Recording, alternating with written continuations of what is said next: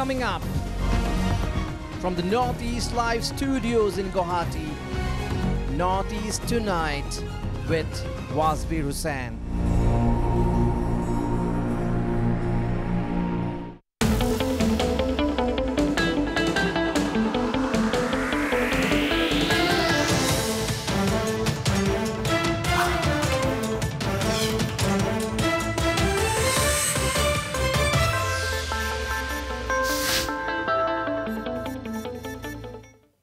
Hello and welcome to Northeast Tonight, the show that decodes the region.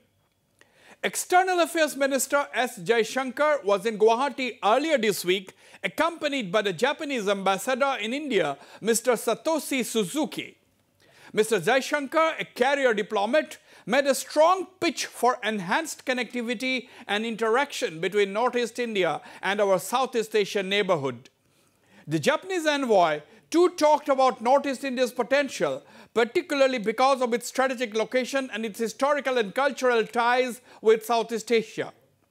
The question now arises whether we are taking too long to get the connectivity projects completed, because of which some such projects are running into both cost and time overruns.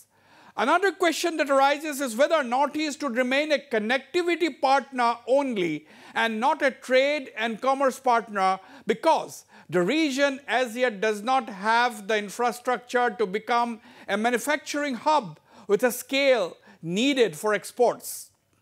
This leads to the question as to whether we have unduly delayed preparing ourselves to take advantage of the connectivity that has been brought about or will be brought about by the Act East policy. And in this backdrop, we have to seriously take note of what our Army Chief General Naravane had said recently. The Army Chief had said he was concerned about our delivery deficit in connectivity projects and cited the example of the Kaladan multimodal transport project and the trilateral highway project that have faced cost and time overruns. To discuss the subject, I am joined from New Delhi by Ambassador GAUTAM MUKHOPADHYAY, former ambassador to Myanmar. Dr. SREERADHA Datta, Center Head, Neighborhood Studies and Senior Fellow at the VIVEKANANDA International Foundation, is also with me in New Delhi.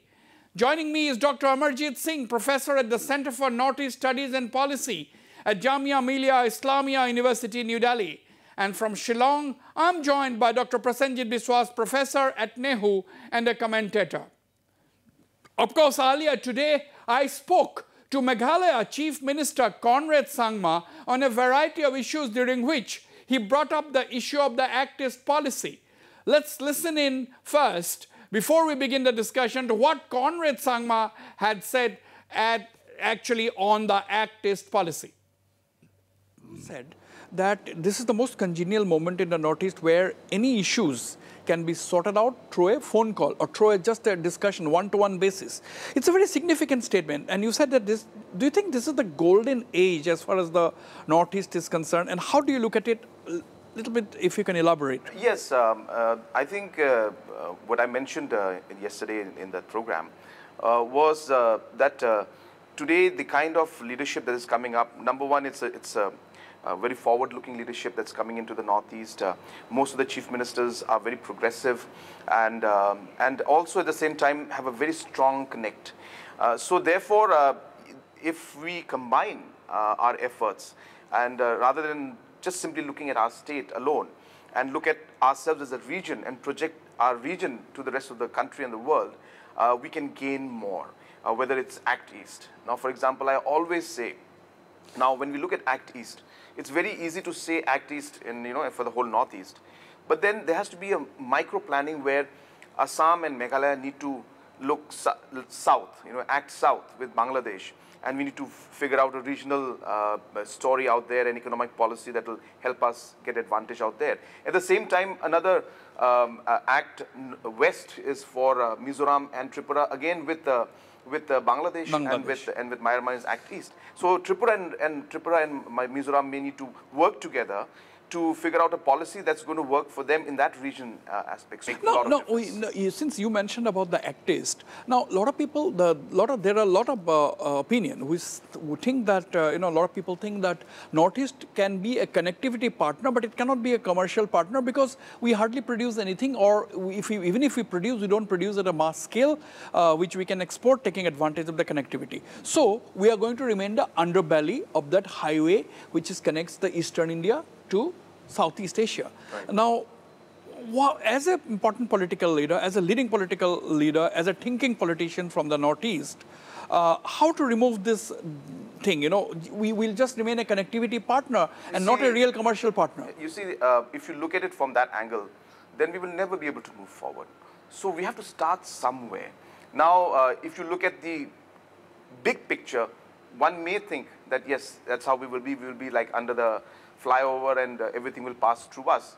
That may look like a big picture, but this is the reason why I'm saying that the Northeast states need to now come up with their economic policies, with their strategies together and present it to the rest of the world. So yes, Meghalaya alone may be a smaller state, Mizoram alone may be a smaller state, but then if you look at the Northeast together and present ourselves as a market, as a Northeast market, present ourselves as a Northeast product producer, we will be able to give that scale that you are talking about to the rest of the world. Scale is very important. Yeah, and we can do it. We can do it. But then, as I said, every region and every area will have to work out that strategy, and this is where the states need to connect and work together. Are you going to prepare to take the leadership in institutionalizing these things and market the Northeast? It already is institutionalized. But states are working on their own. Yes, but I'm saying where is the sync? The sync is can happen through a Northeast Council. So the Northeast Council today is there, and it's an institution that has been there for long, was meant to bring all these strategies but it has not really succeeded in providing that zing. Yeah, that's exactly my point, is that this needs to be pushed, and Government of India now is taking this very, very seriously, and that is the reason why Honorable Home Minister is going to come. He wants to sit and work out on how NEC could play a bigger role in these aspects. So all those things are moving forward. And Centre is taking the leadership in this. I'm very, very confident that the coming years should be very positive for the Northeast and for the rest of the states also. But we need to realize, as I said, that a bit of coordination needs to be there among the states, and we need to present ourselves as a region to the rest of the world. All right, that was Meghalaya Chief Minister Conrad Sangma talking on his vision as to how to make the Act is tick as far as the Northeast is concerned. Let me go to you directly. Dr. SREERADHA Datta from the Vivekananda International Foundation. Dr. SREERADHA Datta just recently authored a book, Actist Policy and Northeast India.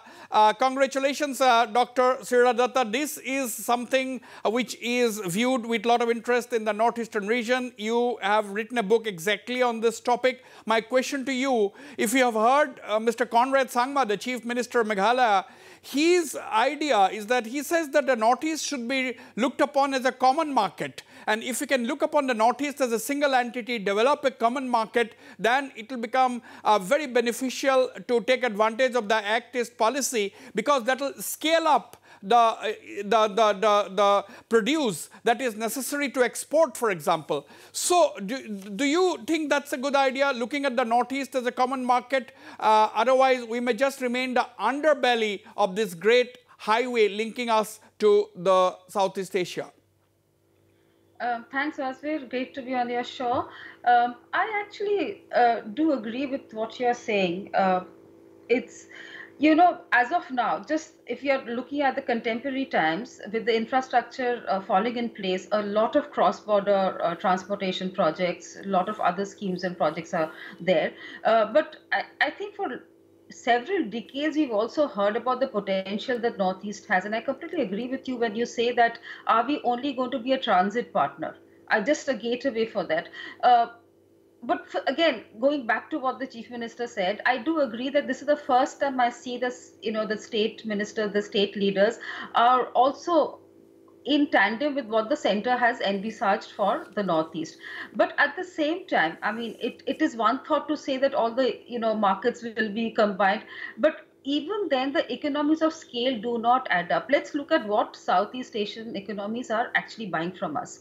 None of the products that we are able to have, I mean, right now I think there's a report which identified 181 industries which are functional and flourishing in the Northeast, of which over 70% of them are actually located in Assam itself, and all of them are based on the natural resources of oil, energy, and of course organic products like bamboo and some other natural resource. But none of them actually offer you, except for the tea industry, the bamboo industry, and of course oil. We know a lot of it is also for domestic consumption within. So as of now, I do not see something like that happening. I know even Meghalaya tried, and about a strawberry market and a mushroom market. Even their turmeric is very, very good. But economies of scale do not match up to the fact that you can export this in larger quantities as to make the particular region just now. We're not talking about 10 years from now. We are able to harness the potential, maybe yes,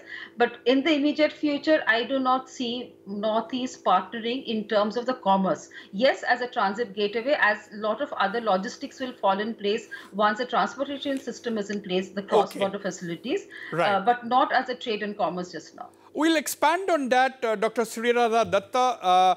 Let me go to you, Dr. Amarjeet Singh, Professor, the Center for Northeast Studies and Policy at the JAMIA MILIA ISLAMIA in New Delhi. Professor Amarjeet Singh, if Dr. SREERADHA Datta seems to agree with my fear that the Northeast might be, jolly well be a connectivity partner, but it may not be a trade and commerce partner. But if we do not manage to become a trade and commerce partner, then will we be able to reap the benefits of this much touted actist policy? Because this is a great policy, no doubt. It will give us connectivity to the entire Southeast Asia, some of the tiger economies in the region.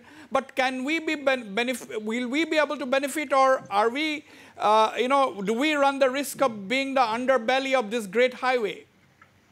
Yes, yes. Thank you very much for having me here. What I see is the Act East policy has to be looked at from different segments. Say, for example, if you are looking at the Act East policy from the national point of view, is that is about connectivity, is about trade and commerce with the neighboring countries.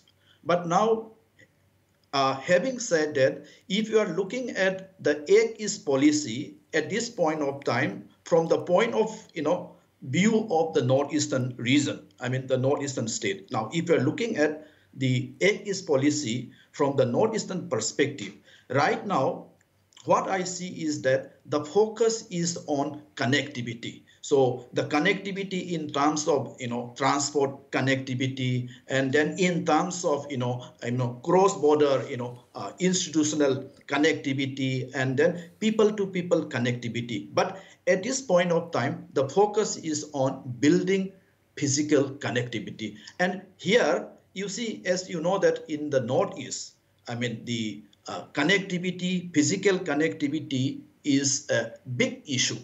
So therefore, in my understanding is that in order to, fulfill some of the objectives of the Act East policy, I think in terms of connectivity, I think this will take, many more decades. I mean, it will take time. But having said that, what we have seen is that, I am not very, optimistic about the Act East policy, but what we have seen is that if you are looking at in the context of the Northeast region, some progress has been made, at the, Assam, Bangladesh border,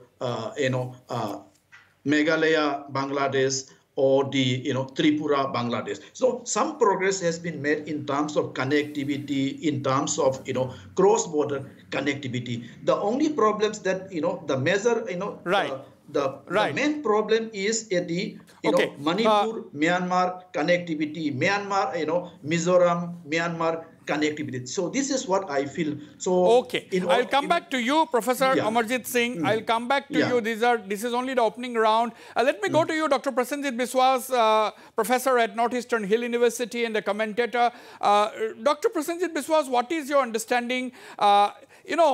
Is connectivity, is establishing physical connectivity, is fine, but are we preparing ourselves to take advantage of the activist policy? We have never been a manufacturing hub. Whatever indigenous products or organic products we have, the scale is too small for really commercial enterprise.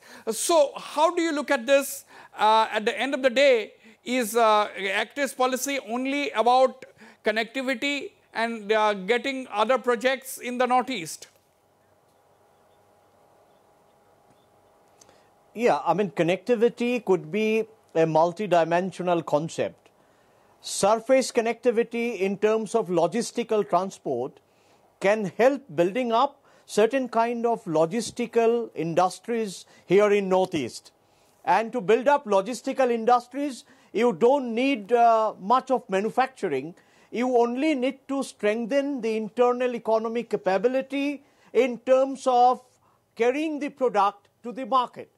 Now, we have multiple kinds of agrarian products, horticultural products, and various other kinds of organic products. Each of these products require, first of all, a GI tag. GI tagging and building up a logistical connection internally can meet the complex geopolitical strategy that Government of India is mulling. In terms of geopolitical strategization, Kaladan multimodal project still has not taken off. Re-Tidim road has not been completed. The old Stillwell road is still not being opened up. So therefore, we need to do a lot of infrastructural work, and Government of India has to complete this infrastructural job that it has taken on its shoulder. But geopolitics is not in its favor. Myanmar military junta is not in favor of the trilateral highway. Bangladesh can cooperate in maritime trade, but in surface-to-surface connection, Bangladesh may not be of much good for us. So therefore, the complex geopolitical strategizing of connectivity in terms of our military perspective, trade perspective, and internal economy building, all these three aspects have to be brought together, which requires a little more working out of the policy. It needs to be worked out in the form of a dialogue, in the form of proper studies. Now, I am joined now by Ambassador GAUTAM MUKHOPADHYay, former Indian ambassador in Myanmar, a very seasoned diplomat. Mr. MUKHOPADHYay, welcome. We are discussing the activist policy. The question to you is, are you optimistic? What are the issues? We have been hearing about activists since 1990. It was then Lookist. Now it has been activist. But northeastern region, blow hot, blow cold kind of a feeling. Sometimes enthusiasm, sometimes despondency. Why is it taking so long? Why is Kaladan not finished as yet? Why is the trilateral highway not complete? Then again the question comes, even if the physical connectivity is in place, what is the commerce that we could do? What is the commerce that we can generate? Or are we going to remain only a connectivity partner and not a trade and commerce partner? Yeah, thank you, Wasbir. I'm very sorry that I sort of obviously missed the earlier part of the conversation. So I'll be speaking. Forgive me if I either contradict or miss some part of the conversation. So I think 2 points here. I think, I think there's a lot of loose thinking about Look East and Act East. The Look East policy was crafted originally as an all-India policy, and it was in the context of the geopolitics of that time. In the 1990s, a part of our liberalization, the end of the Cold War, problems on the West, the prospects in the East, and so on. But again, if you look at it from the point of view of the Northeast, the reality is that, the entire drainage from the Himalayas to the Bay of Bengal of the Northeast flows southwards into Bangladesh, and along with the natural drainage follows the natural economy. So in many ways, the sort of logical outlet for trade for the Northeast is not not through Myanmar. It is actually logically through Bangladesh. Yeah. Now, the British, when they had it, to the extent that they invested in the Northeast, it was partly because they had the transit of through Bangladesh. And also, they developed the Northeast entirely for a colonial purpose, for colonial enterprise, for an imperial enterprise, and for imperial trade. And, they had the power structure to be able to do that.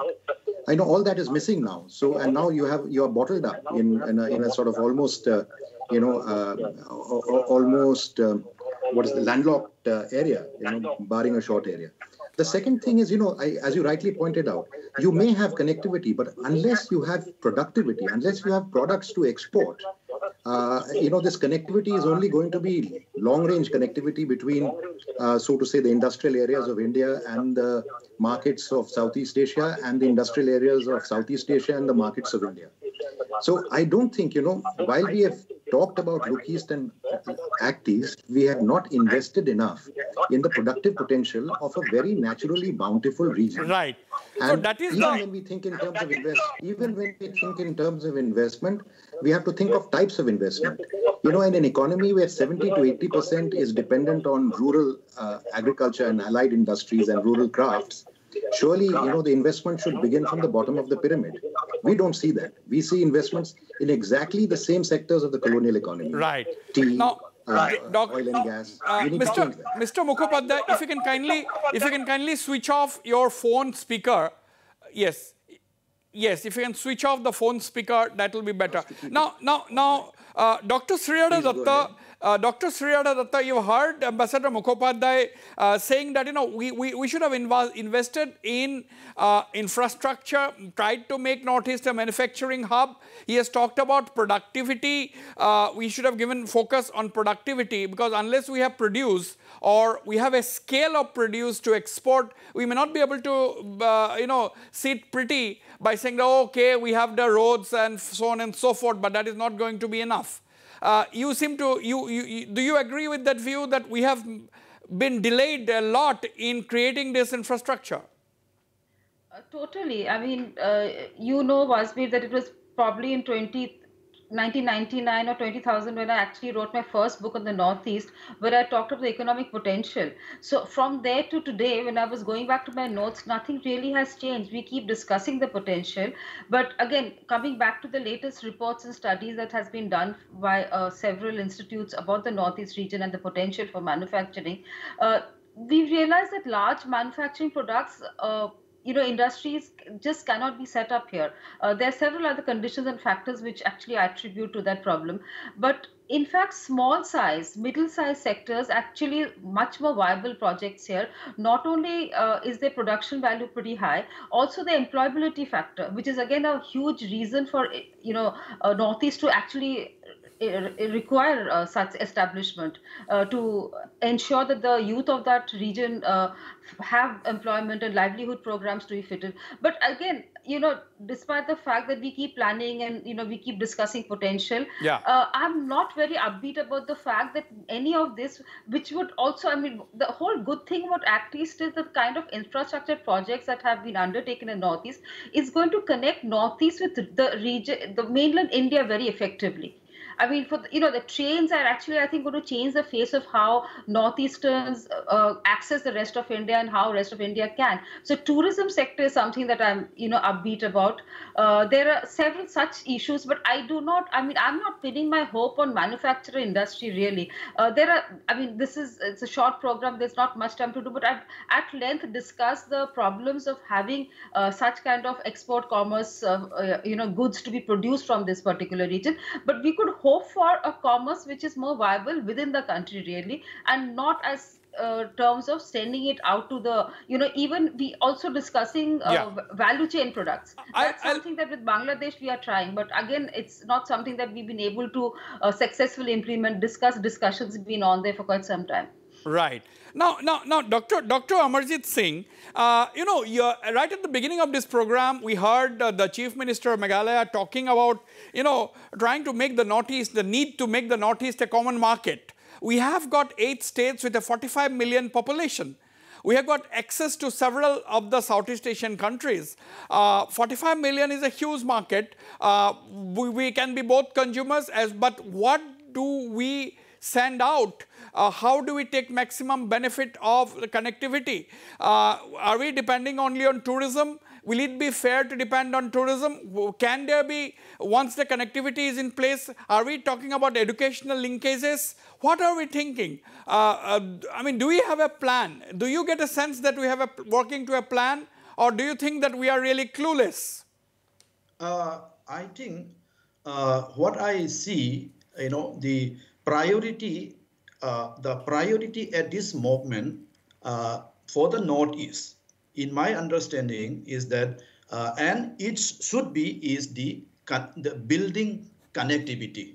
Because this connectivity, say, within the Northeast and connectivity with rest of India, and then the connectivity with the neighboring countries, and then the connectivity with South Asia and then Southeast Asia. So therefore now, I don't see any, immediate, right. change now, in the economy. Right. So, let me go to Ambassador. scenario. I'll have to go for a break, but very quickly to Ambassador Mukhopadhyay once again.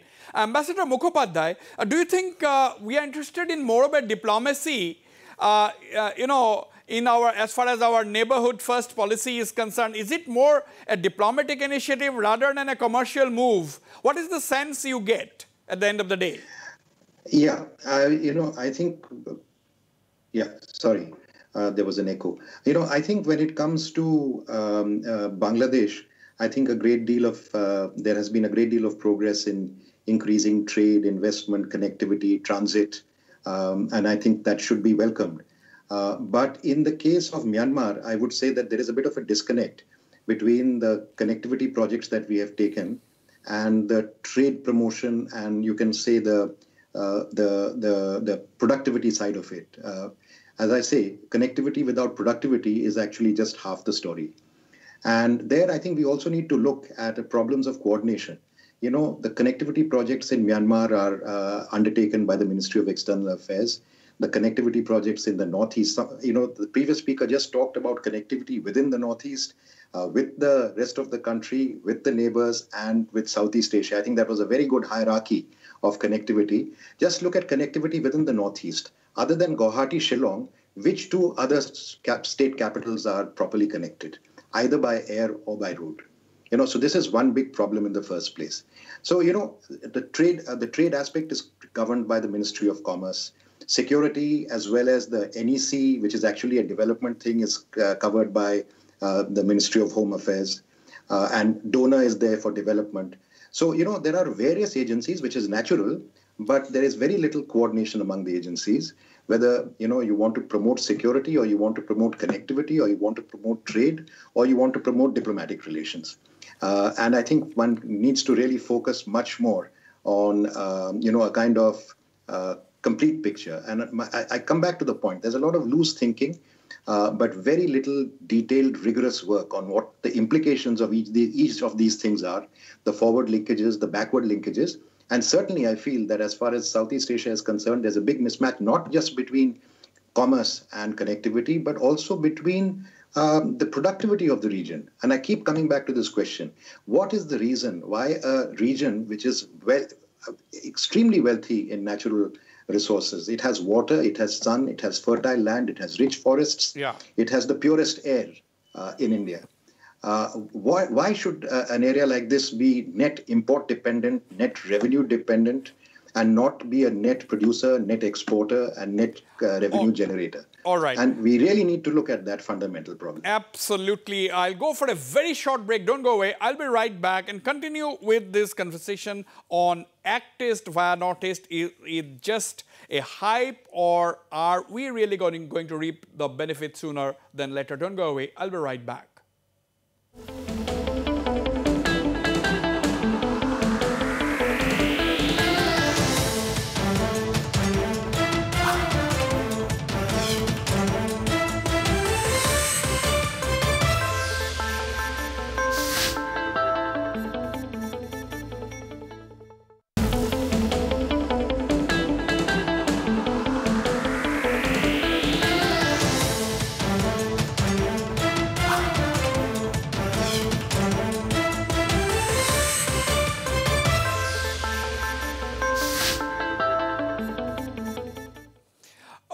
welcome back. I'm coming to you, Dr. Prasenjit Biswas, but let me quickly ask Dr. SREERADHA Dutta.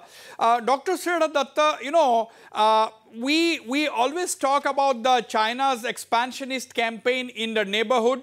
Only a couple of days ago, only within the last 1 week, our army chief, General Naravane, had said that the Chinese were trying to expand its influence in the region, destabilizing the entire dynamics in the entire region. And then he said that he is concerned about the delivery deficit as far as our connectivity projects are concerned. He also indicated that perhaps there is a need to re-look at our focus on Northeast India. My question to you, do you think activist policy, if we have connectivity and all, and if we think that it is only a diplomatic initiative rather than a commercial initiative, do you think it can act as an antidote to China in some way or the other? Okay, the first part is I actually believe that the activist policy has been a successful policy to the extent that India at large has been able to engage very robustly with the Southeast Asian economy, the ASEAN countries and, you know, the neighborhood. So that there is no issue with that. I think over the years from Look East policy of the early 90s to now, there is a very strong deepening of engagement sectoral ways in many strategically, of course, commerce and you know, political and otherwise. But in terms of having Northeast as a part of that narrative, that is, I think, the issue which is in question. That I think I'm totally not convinced about the fact that that Northeast region can be a partner in the entire, you know, strategic. Of course, the very fact that the Northeast geographical position makes it so very core to, you know, emergence of the South Asian, the Southeast Asian economy. So obviously that is, you know, a core point. But if you're not able to use that effectively, then how does that help the entire larger narrative? But coming back to the security aspect and, you know, the Chinese intrusion, it's absolutely a fact that China is intrusive everywhere around the entire, you know, neighborhood. So even today, while of course, it's a fact that India, Bangladesh has been able to implement many of the schemes and projects on the cross-border and otherwise, and a very effective, I think, engagement in terms of bilateral trade and other such things. And of course, we've got transshipment out of the way. We've got coastal, maritime, which has never been effective in the past. But at the same time, there is so much more that China is doing with all these countries. And, you know, it's a fact that our delivery systems have been, we've talked about BBI, and you and I have been on platforms where we've discussed BBI for the last 10 years. We've still not been able to take it out of the trial. The trial took place, I think, 3 years ago, 4 years ago in Nepal, but we've not been able to translate them into reality. So obviously, I mean, while China is able to implement their projects, you know, it's again apple and oranges. Their system, their entire way, they're able to come in with their checkbook diplomacy. We have a different way of functioning. But that doesn't matter. End of the day, they are able to deepen their engagement. That's the fact of the matter. That's the fact of the matter. I'm coming to both of you, Ambassador Mukhopadhyay and Dr. Amarjeet Singh, but let me quickly go to you, Dr. Prasenjit Biswas. Dr. Prasenjit Biswas, I was asking this question. I will also try to get a response from Ambassador Mukhopadhyay on this. You know, do you think the proper implementation of the activist policy, do you look at it more as a diplomatic initiative rather than a commercial initiative? And as Dr. SREERADHA Dutta said, the problem arises when the Northeast becomes a part of the narrative. As far as the Northeast is concerned, we are looking at it we are looking at it primarily from the view of, I mean, getting rid of our landlocked status and getting benefit as far as commerce is concerned. But do you think in the broad picture is that, you know, we are actually looking at Northeast as a diplomatic initiative, perhaps to counter the Chinese expansionist designs as well? Yeah, you can learn a thing from China's expansionist design, because Chinese products and Chinese security, they move together. In fact, Chinese economic products are not overdetermined by Chinese security considerations, but Chinese economic products bring in the security threat from China. So this is one big challenge for us. The second important thing that we need to reinitiate here is the connection of activist policy with our local economy. If we look at the local economy of the Northeast, you can see petroleum product, you can see textile product, you can see chemical products, you can even see refractory ceramic products, you can see various kind of wood cutting products. So you can see bell metal and other kinds of metallic products also. Now all these needs to be GI tagged, and once these products are GI tagged, we will qualify to sell them in the larger South Asian market and Southeast Asian market. So we are not building up the market and talking about security and diplomacy. So what Prasenjit That's not going to help us in any way. We have to build up the market. Yeah. Prasenjit, what you were actually saying is that we are not preparing ourselves, we are not getting ready to take advantage as and when the connectivity comes. Ambassador Mukhopadhyay, you spent time in Myanmar as our envoy there. Now Myanmar, suddenly, nobody thought that there will be a coup once again. Once again, the country has gone into the military dictatorship. Once again, they have put Aung San Suu Kyi in custody, and so on and so forth. Now, in this kind of an atmosphere, do you think Bangladesh is the real gateway, as you have said, and not Myanmar? Because Myanmar may be the only ASEAN nation that has land borders with us. You know it better than all of us. Because you have crisscrossed into Myanmar from this side, you have come into India from the other side, so on and so forth. You have flown from, Mandali to Imphal and so on and so forth, Ambassador Mukhopadhyay. What is the crux really in this kind of a situation? See, I think, good relations with Myanmar, good relations with Southeast Asia. You talk about diplomatic or commercial. I say that the initiative, when it started, was both economic, because we wanted to integrate more to the Southeast Asian economics, and diplomatic in terms of improving our relations. So, the point is that that Act East is an end in itself and should be pursued, because we need to step up our relations with that. But what we need to realize is that the natural geography of the region is much more connected with Bangladesh. Once again, I'll give you an example. And the Patkai range has been largely a barrier to trade. Historically, the Patkai range has been crossed either for large-scale migrations, like those of the Taya home, or for military campaigns, like that of General Mahabandula, or later on the Japanese, the British, and the Americans. Now we are trying to convert what was essentially a barrier into a trade route. So there are difficulties that come with that. But let me actually turn to something that connects with your last point, which is, what is the purpose of our investments in connectivity? Presumably to promote trade. And when I say trade, presumably to promote two-way trade, that means exports and imports. And hopefully that also to promote trade from and to the northeast of India. Well, just please look at the policies that we have followed. When we embarked upon the trilateral highway, we still had only border trade in ostensibly 64 commodities. Did we need to embark on a trilateral highway for border trade? Okay. In 2015-16, we switched from border trade to MFN trade without setting up the mechanisms. In 2018, we set up the ICP. In the 2 years since the ICP has been in function, in the switch from border trade to MFN trade, now all trade, import trade from the Northeast is taking place through gate number 2, which is the informal trade group. And there has been an explosion of informal trade through that gate, as most of that informal trade is not Myanmar products, it is third country products that are coming in through without due application of rules of origin. So is the purpose of our connectivity project spending hundreds of $millions to import goods from China duty-free at a time when, for security reasons, we are trying to create fair terms of trade with China? And for security reasons, but also for trade reasons. And if you look at the Land Port Authority of India website, which, by the way, has not been updated since June 2019, there is only one export item and no import item registered through the ICP Moray. That means that duties that should have come to the government are going to all kinds of intermediaries in between, or all kinds of parasites in between. And even that one export, which was worth $240,000, is not a product of the Northeast. So we have to be clear what is our objective. If our objective is two-way trade, we need to take the actions that promote two-way trade.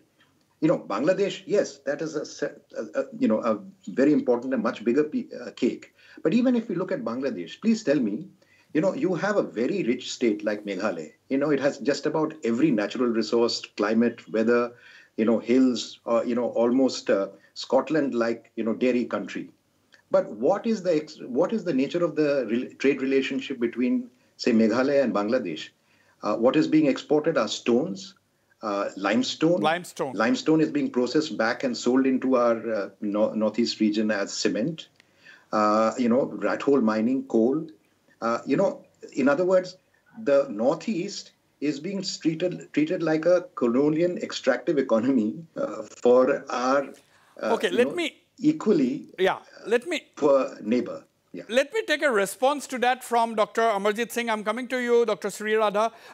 Dr. Amarjeet Singh, you have heard the ambassador making very, very sharp points there when he said that Northeast has been reduced to some kind of an extractive economy.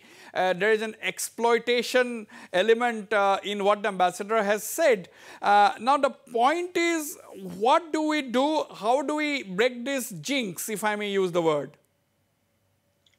I must say that the Act East policy in the context of the northeastern states, the challenges are very manifold. And I see that, the Act East policy, the programs under the Act East policy is not going to change the Northeast very drastically. I see the Act East policy and its programs as, the normal developmental programs.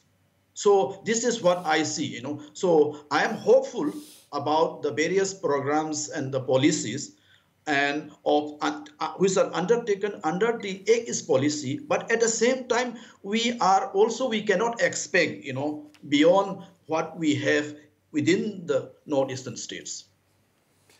All right, Dr. SREERADHA, at the end of the day, what should our priorities be? If I may ask a simple layman's question to you, what should our focus be? Since 1990s to now, it has been indeed a long term. Every project or delivery issue has been raised by people at the highest level in the establishment now. People have raised questions because the Kaladan project started during the Congress rule way back. And now, even now, we are talking about, the need to complete the Kaladan project and the trilateral highway. What's going on? I mean, on this particular side with Myanmar, we've had issues for very long. We've seen why the last lap of the road, which is built on the Manipur side, is not being finished. I mean, we have problems from the Myanmar side. On the other hand, the sector with Bangladesh, whether it's land, whether it's water, the coastal, I think the infrastructure projects are almost in place. I mean, it's of course a work in progress and you can't do everything. So there is a kind of a cobweb of transport systems and corridors which are being developed this side. And, access, so Nepal, Bhutan is having easier access transiting through Bangladesh to the Chittagong and the Mongla port. So there is a kind of a buzz happening on this part of the, eastern. But again, as I said, the Myanmar is a problem issue, and again, right now because of the political instability there, if you say there are further challenges. Yeah, but SREERADHA, Myanmar, you said Myanmar, we have all seen Myanmar is a problem area. But the point is, if we take the case of Bangladesh, with which we have very good relations, perhaps the best of relations in the last 6 to 8 years, than any time in the past, you know it well, you look at Bangladesh quite closely. My question to you, SREERADHA, is this, Dhaka has been saying that, okay, we'll allow, the use of the Chittagong port as well as the Mongla port. But the point is, where is this happening? Are we being able to use the Chittagong port, Mongla port? I mean, is this only on paper? What is going on? What is happening? Actually, during the pandemic phase, during July, we were the first able to actually use this site, the Tripura connectivity. It's again, as I said, the inland waters as well as the coastal transport was never very how shall I say, functional in our part, though Bangladesh uses its own inland waters very effectively, its coastal very effectively. So this is something, but again, there has been a breakthrough, and I think it was in July that we were able to flag off the first transshipment that happened through Chattogram. So, that's a, I think, positive thing that happened over the years. But again, in terms of, economies of scale, and as I said, we are trying to do a, value chain of products. It's some are facing roadblocks. There has been no investments coming into from Bangladesh to the northeast, despite India opening it up because of several. If you remember, Pran had actually invested in organic, setting up some juices, but it didn't work at that time. We went back to Pran. I was talking to them a year ago, and they were still very, very upbeat about the fact that they were wanting to tap, the organic food industry that Northeast can, but huge issues of labor, huge issues of weather, terrain, not being able to provide them with a sustainable, a supply. I think that is something that, we'll have to overcome the problems and ensure that some kind of manufacturing re-engagement can take place with Northeast and the neighborhood. Prasenjit, BISWAS, re-engagement. What kind of a re-engagement, if at all, we need? Just a very quick, I'm running out of time, very quick road ahead suggestions, Prasenjit. Yes, we have to look at the sustainability of our economic relations. An economy must be prioritized over mere logistical build-up. And if we look at the logistical build-ups in Myanmar and Bangladesh, whether these logistical build-ups support our economic priorities or not is an important question. Let's take the case of Chittagong Port. Port Chittagong is not sustainable because Karnafuli River itself is getting, very low depths at this moment because of siltation. Now, you see, you have to have sustainable port systems. You have to develop it in order to develop your trade. So we must keep ecology, sustainability, the Himalayan condition, the condition of the Bay of Bengal plains, etc. into our purview, and a proper geographical knowledge system has to be built up, which is not yet built up, unfortunately, although we are talking of activist policy continually. Right. Now, Ambassador Mukhopadhyay, final comments from you. I always say, whenever we discuss the situation along the line of actual control, whenever our channel, we have been doing a lot of debates on the situation along the line of actual control because, as you know, Arunachal Pradesh, also the Chinese are constantly, trying to needle in our affairs right along the border. They have built a village. Now, the question is, I always say that, year 2021 is not 1962. We are a big power. We have moved along. Our army is extremely powerful today, and we have the military hardware that is enviable to several countries in the neighborhood and outside. But the point is, if we look at it, do you agree that a proper execution of the activist policy also can be an antidote to Chinese expansionist campaigns in our immediate neighborhood? Yes, but again, I think we need to adopt the right policies. For example, China is investing a lot in strategic projects. I don't think we can quite match them given asymmetries and also the sheer financial power that they can, they can deploy. What I think what we should really be doing is, exactly the same prescription that I'm suggesting for the Northeast. And allow me a minute on this, which is to invest in the rural economy, which is to invest in agri-processing and allied processing. The same kind of investment should be made in our eastern neighborhood, in our southern neighborhood, at the grassroots of the economy. In other words, let China build roads, but let us invest in adding value, in creating employment, generating entrepreneurship. Let's say invest in the rice and beans and pulses and horticulture products of this entire region going eastwards. So in effect, we would be matching BRI with not BRI, but we would be matching BRI with a kind of chain link of investments in the agri-produce of this region, which is effectively what, you are reaching the people through their stomach. And it is a much bigger, better investment than investing, trying to compete with the Chinese. So definitely the activist policy can play a very major influence and can influence our China policy as well in Southeast Asia. But we need to adopt the right policies. Right now, if you look at it, our political relations are good, economic relations are good, defense relations are good, but our trade and people-to-people relations are far behind. And it is the reason for that is we have not chosen the right sectors to invest. Sorry. Very significant statement there coming from Ambassador Mukhopadhyay, saying that, you know, the Chinese may be building roads, they might be investing billions in the Belt and Road Initiative, but India, or for that matter, we in the Northeast need to invest in our rural economy, developing agriculture, apart from, of course, continuing with our efforts and trying to match the Chinese in, as far as our border infrastructure is concerned. That is the key point. Invest in rural economy. Final comments from you, Dr. Amarjeet Singh, 10 seconds to you, then I'll come back to SREERADHA and close the discussions. Amarjeet. Yeah, you see, we have, the Act East policy has to be looked at from firstly from the national point of view.